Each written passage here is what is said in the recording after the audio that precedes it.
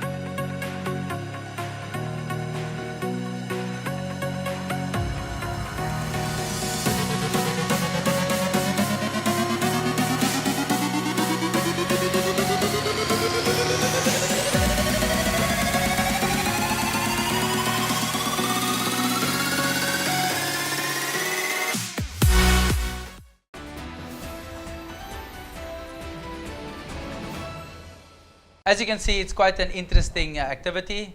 Unfortunately, you get wet in this process. Tell us a bit about what we just saw. That was the end of day 4 of Berg last year. I won that race overall in the women's and came 24th overall in the guys section as well. Wow. Yeah, it was a great race. It was something different last year. We had quite a few women taking part. It was great. I'd love more women to take part in this race. Yes, unfortunately our hair does get wet. But for Berg they provided showers every day, which was fantastic. Warm water showers. Warm water showers. Nice. I will vouch for that. And we start in Paarl generally, and we finish off in Valdrift. There's been such a great community behind us along the way. Locals get involved. It's great. We actually have a support group that we have at a law school in Squilkie, and we support them through the initiative of Berg Paddling, and we give stationery and books, and it's helping out communities. Which is so nice about canoeing, being able to give back. Nice. Yeah. When does this event happen? This happens in July every year. I know that I think it was 2 years ago when the level was quite low. It was last year. Was it last year? Last year. Very so interesting. it was quite difficult, I'm sure, to Yes. maneuver and get through. What do you do in a situation like that? You pray to God that you're one of the lightest of the lot. There's been times when we had a race beforehand, it was called the Pink Lady Race, and we were paddling along, and suddenly there was someone who was next to me, and they were just stuck on a sandbank, and you just thought, oh, okay, bye, keep going. Melanie, let's move a bit. Bianca's mentioned the fact that there's ladies participating. What's the kind of level like of the ladies participating, and what's the kind of numbers and age groups? Is it a broad spectrum? Is it limited to 18 to 30? What's the kind of... In the Berg now. No, just in general, in canoeing in a general sense. You can paddle competitively. It's generally on an international level. It will be anything from 16 to... There was a woman who was 48 that still got an Olympic medal. Wow. But generally it would be around 32 where you'd stop competing internationally. But if you're local, you can paddle until the day you die. Okay, so it's quite a competitive series amongst women In the Western Cape. In the Western Cape, we unfortunately don't have too many sprinters competing against each other. If we go international, there's like Hungary and Germany. They have it as their national sport, so it's very big there. Okay, give us one or two of your favorite events that you enjoy participating in. I like the 500 meter and the 200 meter sprint. What's your ranking? Are you allowed to tell me your ranking in SA, in Western Cape? Well, I'm under 23 still, so my ranking is first in the Western Cape, and last year I was 4th in South Africa. Okay. On senior, I don't know. Okay. In terms of WEXA and their involvement, how has that benefited you two as a pair? I'm relatively new to WEXA. I think the infrastructure going forward is still quite broad, and from our talks with them, there's been a lot of opportunities that are going to be offered towards us, which hopefully if it goes through, it's going to offer a great stepping stone for us to actually get to a goal that we'd like to achieve and look internationally and compete on the same level. I think there's a lot of ideas that we can bounce off one another. Canoeing is something different from a lot of sports where they can learn from us and we can learn from them. Based on that, is canoeing or your training to canoeing only water-based, or do you do a lot of things on land? Because I think that's often the misperception that to be a top athlete, you only need to be participating or training in your actual domain. Is that the misperception? Yes. Why do you say that? We do cross-training like running or gymming. Gymming is a very big part of sprinting because you need to have that explosive power in the sprints. And in the off-season, we'd also do some swimming to just keep the muscle groups, but without you actually, it's a lower impact on your muscles, so you're still active with the muscles, but it's not as hectic as the actual paddling. And for you, other than just gym work, do you do other kind of plyometrics and all kinds of other things? For me, when we get for canoeing in the Western Cape, it's mainly been a winter sport, and I find that I do surf skiing as well, which generates the similar movement except on the ocean, and I enjoy that a lot. Gymming has been a big moving forward stone to getting into sprinting. You need that strength, you need that explosive energy at the start of going forward. We also have ergo machines, which is similar to the paddling movement except off water. And running has been amazing cardiovascular. A lot of the internationals also do cross-country skiing, which unfortunately in Cape Town we don't have that. There's not enough snow. I'd love to go and experience snow overseas, but that's not offered the same here. In terms of how you got into canoeing, what got you involved in? Is it a family sport, or is it just you walked past the beach and decided this is what I want to do? Honest answer, pure curiosity of a 10-year-old. Sorry? Pure curiosity of a 10-year-old. Okay. Yeah. I was an assembly at school. I did all the school sports. I was doing tennis, swimming, hockey, netball, and all those sports. And one day on the Monday, one of the guys got up and they said, over the weekend we did a paddling race and these were the results. And luckily enough for me, there was a teacher who was offering the paddling and getting us down to Milton Canoe Club. And from there, asked mom, asked dad, hey, can I go? And yes. I haven't looked back. And since then, what's been your trajectory? How's things been? How many titles have you won? Tell us a bit about you. Cool. So I've been paddling since 2000. When I was 10, I got my first Victrix Dorm at 11, and I kept that up until I was 18. And that was at SA Schools. I was selected for World K1 Sprint Champs at the age of 15. Wow. And throughout juniors and under 23s, I've been selected to represent South Africa in K1 sprinting, K2 sprinting, K1 and K2 marathons, flat water, and in surf skiing. So here's a question for you. Do you have space in your cupboard for other clothes other than your SA tracksuits? Funny, Based on that. funny enough, you make that joke. I've actually gone into my mom's cupboard, into my dad's cupboard, keeping some of my stuff there. I've actually gone and bought extra drawers purely for paddling clothing and equipments. I'm sure. Give us a bit about your story, Melanie. Okay, I started when I was 11. My father was involved in the sport, so he got me down to the water, and then the same teacher that got her involved said to my father, but he sees potential in me, I must come back and keep on training. So then I went to my essays when I was 11 for the first time, and then I came 6th then. And then from 12 up until 18, I also got the Victrix every year.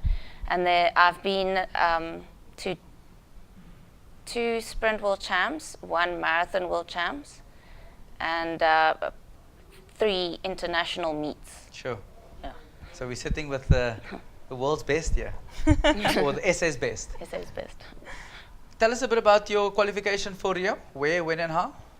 Any one of the two of you? I know it's a big day, and I know you're nervous about it. Tell us a bit about it. Okay, Any one of the two it's of our you. second weekend in March. Yep.